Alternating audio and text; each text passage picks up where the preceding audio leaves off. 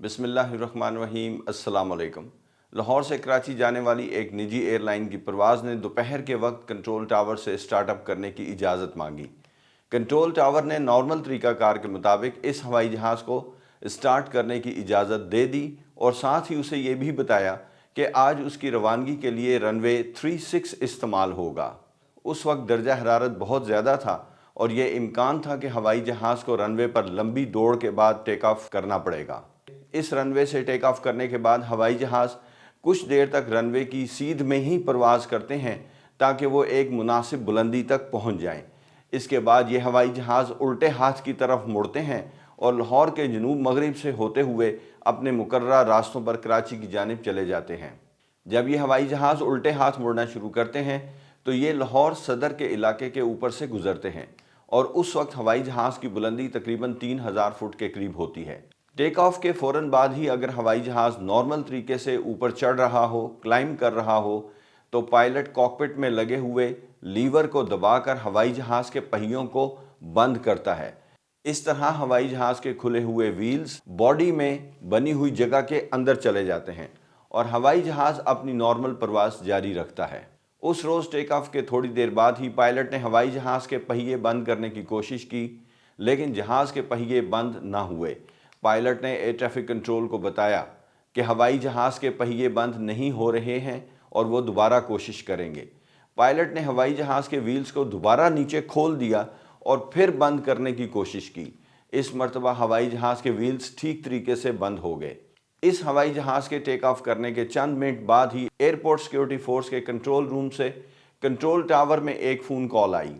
उन्होंने बताया कि लाहौर सदर पुलिस चौकी से उन्हें फ़ोन पर बताया गया है कि सदर के इलाके में एक घर की छत पर 2 अफराद बुलंदी से गिरकर जाँ बहक हो गए हैं। पुलिस ने यह भी बताया है कि ये अफराद टेक ऑफ करने वाले एक हवाई जहाज़ में से गिरे थे। ये बहुत हैरत अंगेज़ बात थी। एयरपोर्ट सिक्योरिटी फोर्स ने फौरी तौर पर तहकीकात शुरू कर दी कि किस जहाज़ में और कैसे ये बंदे गिरे हैं। हमने जब पुलिस की कॉल के वक्त को अपने हवाई जहाज़ों की रवानगी के टाइम के साथ मैच किया तो फ़ौरन ही ये बात सामने आ गई कि ये वही फ़्लाइट है जिसने हवाई जहाज़ के पहिए बंद ना होने की इतला दी थी। ये बात तकरीबन यकीन के साथ कही जा सकती थी कि ये दोनों अफराद इसी हवाई जहाज़ के व्हील्स के बंद होने की जगह पर छुप कर बैठे थे। बदकिस्मती से ये टेक ऑफ के बाद पायलट ने हवाई जहाज़ के पहिए बंद किए तो इन अफराद के बैठे होने की वजह से वो ठीक तरीके से बंद ना हुए और ये लोग बुरी तरह ज़ख्मी होने के बाद हवाई जहाज़ में से या तो गिर गए या उस वक्त छलांग लगा दी जब पायलट ने हवाई जहाज़ के पहियों को दोबारा खोला था ताकि ठीक तरीके से बंद किया जा सके। ये बहुत ही अफसोसनाक वाक़या था। इब्तदाई तहकीकात के नतीजे में ये पता चला कि ये दोनों अफराद किस तरह एयरपोर्ट की दीवार फलांग कर अंदर आए और हवाई जहाज़ के पहियों वाली जगह पर छुप कर बैठ गए। शायद वो इस तरह कहीं जाना चाहते थे अपने बेहतर मुस्तकबिल की तलाश में। उन्हें शायद मालूम नहीं था कि जहाज़ ने टेक ऑफ करने के बाद पहिए बंद भी करने होते हैं और ये उसी जगह पर बंद होंगे जहां वो छुप कर बैठे थे। ये सोच दुनिया के मुख्तलिफ औकात में मुख्तलिफ मुल्कों के अंदर देखने में आई। आज मैं आपको इसी तरह का एक हैरत अंगेज़ वाक़या सुनाता हूँ जिसमें एक शख्स ने किसी एक मुल्क से दूसरे मुल्क का सफ़र करने की कोशिश की और हैरत अंगेज़ तौर पर ना सिर्फ वो बच गया बल्कि दूसरे मुल्क भी पहुँच गया। अप्रैल 2014 में 15 साल अब्दुल्ला ने एक बिल्कुल ही अजीबो गरीब सफ़र का आगाज़ किया जिसने फ़ज़ाई हुक्काम और डॉक्टरों को हैरान कर दिया। वो अपने कैलिफोर्निया के घर से भाग गया ताकि बग़ैर टिकट के एक हवाई जहाज़ पर सवार होकर इथोपिया अपनी माँ से मिलने जा सके। ये लड़का सान होजे एयरपोर्ट की बाड़ फलांग कर अंदर घुसा, एक जहाज़ मुंतखब किया और उसके पहियों के खाने में जा छुपा। अगला लम्हा उसके लिए खौफनाक था जब यह हवाई जहाज़ हवा में बुलंद हुआ। इस परवाज़ का दौरानिया 5.5 घंटे का था और दौरान परवाज़ ये हवाई जहाज़ 38,000 फुट की बुलंदी पर परवाज़ करता रहा। दौरान परवाज़ पहियों वाले खाने में बैठे हुए अब्दुल्ला को नहायत कम ऑक्सीजन, मनफी दर्जा हरारत और कान फाड़ देने वाले इंजन की आवाज़ बर्दाश्त करनी पड़ी। वो इतनी देर तक होश में रहा कि जहाज़ को बादलों के ऊपर जाते देख सके। उसके बाद लंबे हिस्से के लिए वो बेहोश हो गया। जब हवाई जहाज़ अड्डे पर उतरा तो देखने वाले दंग रह गए कि एक नौजवान हवाई जहाज़ के पहियों वाले खाने में से व्हील के ऊपर से लुढ़खड़ाता हुआ बाहर निकला है और टारमिक पर चलने लगा। इन शदीद हालात में उसका जिंदा बच जाना डॉक्टरों के लिए नाकाबिले यकीन था। ایک ممکنہ وضاحت یہ ہے کہ پرواز کے دوران عبداللہ کا جسم اتنا ٹھنڈا ہو گیا کہ اس کا بلڈ فلو اور میٹابولزم بہت سست پڑ گیا، جس سے باڈی کو آکسیجن کی ضرورت بھی بہت کم پڑی۔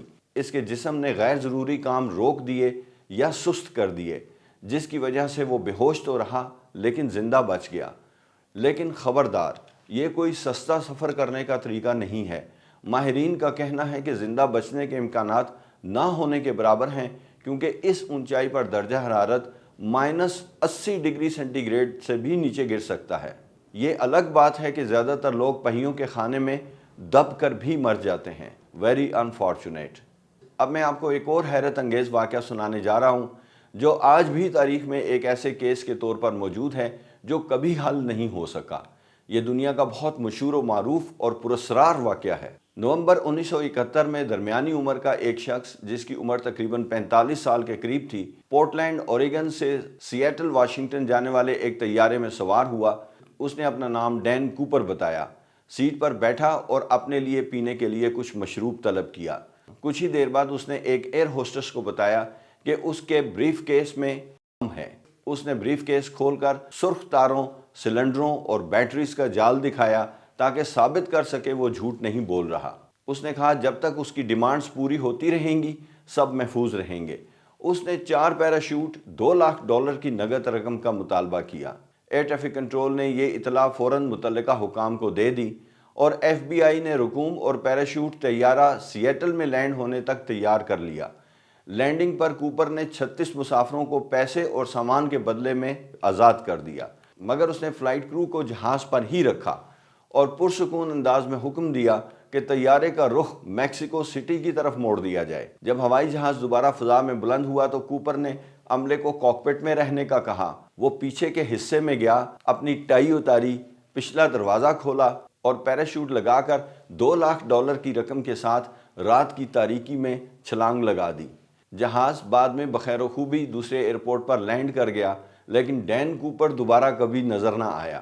اس کے بعد 49 ایئر تک ایف بی آئی نے اس فضائی جرم کی کھلی تحقیقات جاری رکھی۔ کا اہم ترین سسپیکٹ رچرڈ فلائیڈ میکوائے تھا، جسے کچھ ہفتوں کے بعد ایک اور ملتی جلتی فضائی ڈکیتی کے الزام میں گرفتار کیا گیا، لیکن بعد میں شواہد نے ثابت کیا کہ ہائی جیکنگ کے دن وہ لاس ویگس میں موجود تھا، اس لیے اسے بھی مشتبہ فہرست سے نکال دیا گیا۔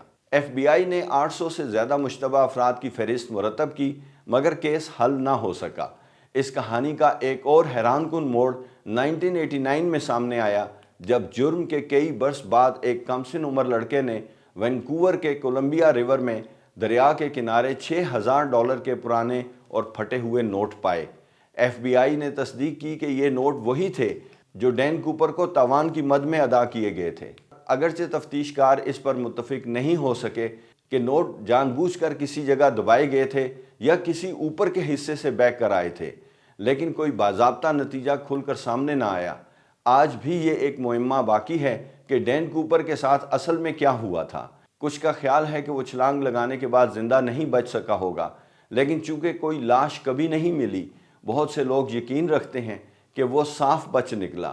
جو بھی ہوا، ڈین کوپر کا جرم ایوییشن کی تاریخ میں ہوائی قزاقی کا واحد غیر حل شدہ واقعہ ہے۔ نیکسٹ ویڈیو تک کے لیے اجازت چاہتا ہوں۔ اللہ حافظ۔